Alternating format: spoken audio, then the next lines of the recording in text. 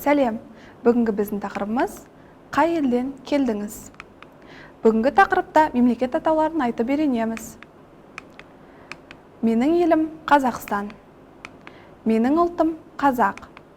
Мен қазақша сөйлеймін. Қазақ тілінде мемлекет атауларын айтып үйренейік. Бұл Қазақстан. Бұл Америка Құрама Штаттары. Бұл Қытай. Бұл Ресей. Бұл Үндістан. Мен бұл жерді білем. Бұл Африка ғой дейм. Африка? Я! Біздің тарихи отанымыз ғой.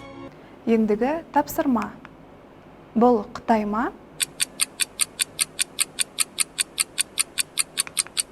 Жоқ, бұл Қазақстан. Бұл Ресей ме? Иә, бұл Ресей. Бұл Үндістан ба? Жоқ, бұл Америка Құрама Штаттары. Сіз қай тілде сөйлейсіз? Есіңде сақта. Қазақ тілінде тілдерді айтар кезде ша, ше қосымшалар жалғанады. Мысалы, Америка Құрама Штаттары тұрғындары ағылшынша сөйлейді. Ресей тұрғындары орысша сөйлейді.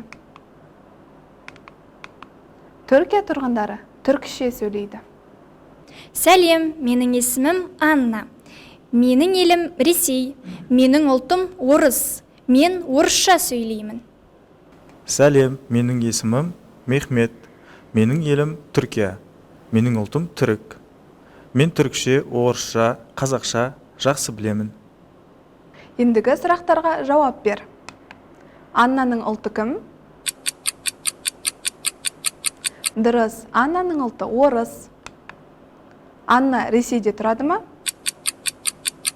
Иә, Анна Ресейде тұрады. Мехмет қай елде тұрады?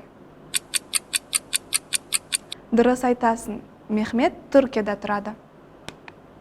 Мехмет қандай тілдерді біледі?